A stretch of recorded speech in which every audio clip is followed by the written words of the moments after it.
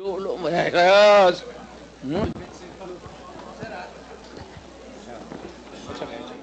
Mr. But President, the proper question, ganon? Can you please rephrase your question, Congressman Gutierrez? Mr. President, with all due respect, the question of identifying these members was to really look into the purpose, because we're trying to differentiate now those that are within the bounds of law and those that are without in relation to the drug war.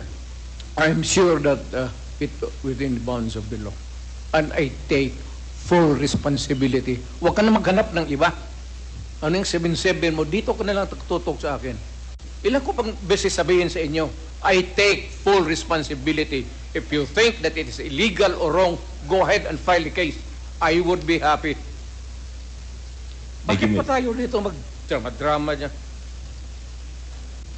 Thank you, Mr. President. I had a Thank few you. more questions, but given the time constraint, I will yield to other interpellators. Maraming salamat po, Mr. Let's have a President. cup Thank of you. coffee and I will tell you everything. Thank you.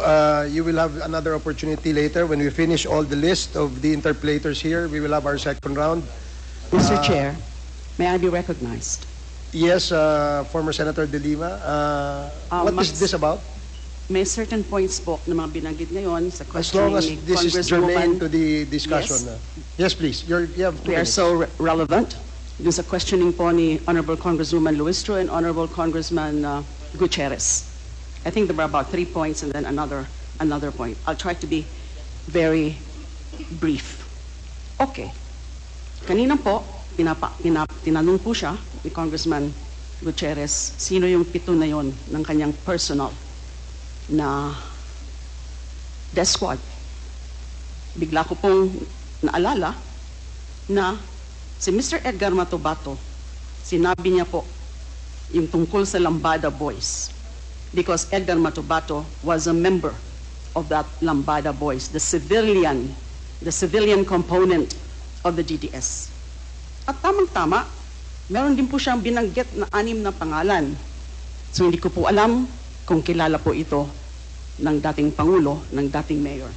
Ang mga pangalan po, nung 6 pa, which makes it a total of 7, nakasama si Edgar Matubato, are the following: Ludi Pagidupon, Tony Estaco, Jojo Bosa, Romel Capitana, Insectan, and Boboy Maldito. A total of 7 names. So I'm wondering now, curious po ako, yun ho ba't kaya maaari sila yung 7 miyembro ng personal death squad. Now, paulit-ulit na sinasabi ng ating resource person na dating mayor at dating pangulo sa Senado at dito na naman, ilang oras na ho, yung hearing, paulit-ulit niya, I take full and complete legal and moral responsibility. Sa tingin po kaya ng dating pangulo at dating mayor, kapag sinasabi niyan, ang ibig ba ho niyang sabihin o kaya ang kanyang paniniwala ay maaabsuelto na yung lahat na sumunod sa kanyang mga illegal orders of kill, kill, kill? Nagkakamali rin po yung mga polis kung yan din po ang iniisip nila dahil inaako na nung pinaka-mastermind yung principal by inducement na siya lang ang merong responsibilidad. Mali pong pag-iisip yun. No matter how many times, 1,000 times, nasasabihin niya ng dating Pangulo at dating Mayor na siya lang ang may responsibility, hindi pa rin pwedeng makalusot at maabsuelto yung mga gumawa, sumunod sa kanyang kill orders. Now, number 3 point, because I'm just going to raise at this point 4 points. Yung kanina po, yung tungkol dun sa personal guilt, that was in the course of the questioning of the Honorable Gutierrez. So, paulit-ulit din pong sinabi ng dating mayor, ng dating pangulo, na yung pumatay mismo, yun ang may personal guilt. Totoo. Yung gunman, yung hitman, yung assassin, siya mismo ang pumatay. Siyempre, personal guilt na yan. Pero wag nating kalimutan yung sinabi po kanina ni Honorable Congresswoman Luistro. If there is such a thing or a principle ng personal guilt, meron din yung principle of conspiracy or theory. Yung dating Pangulo, dating Mayor, siya ang malinaw na principal by inducement because he ordered, he solicited, he induced yung mga pagpatay. So he is definitely principal by inducement. But sinunod ka nagkaroon ng mga principals by direct participation. And in this whole scenario, there is a clear conspiracy. And when it comes to conspiracy, the act of one is the act of all. Yung ginawa ng isa, yung gunman, ay ginawa din yung nag-udyok sa kanya, yung principal by inducement. Last point I want to say at this point. Kanina po, napansin nyo, hindi nga niya po masabi yung pangalan ko. Ayaw niya pong kilalanin kung sino yung dating Commission on Human Rights Chairperson. Sabi daw, again, nung tinatanong, o dun sa mga punto ni Congresswoman Luistro, hindi niya kilala kung sino man yan, yung taga-CHR na yan. Nagtataka po ako dun. He's lying when he said that he does not know Laila de Lima. How can he say that he does not know Laila de Lima?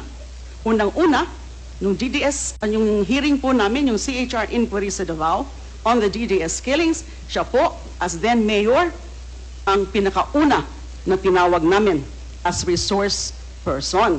Di ho ba? Pangalawa, naku, kayo, narinig niyo ho yun. Napakaraming mga okasyon, mga public pronouncements niya na ako ay tinitira niya, ako ay binabastos niya, kung ano-ano yung mga sinasabi niya sa akin, binabantaan din ako, you will rot in jail, Laila de Lima. And isa pang naalala ko, nakita niyo rin po siguro yun, noon pong first SONA, di ho ba? Linapitan niya ako, kinamayan pa niya ako, so hindi niya ako kilala.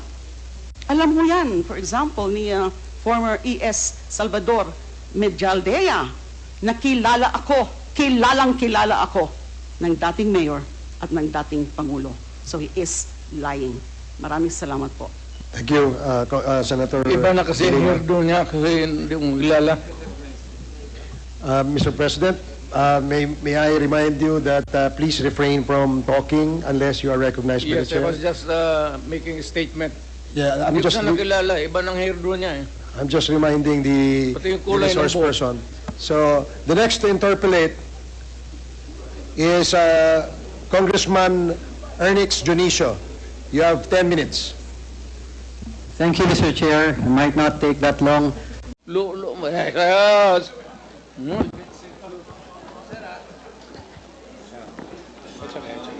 Sabi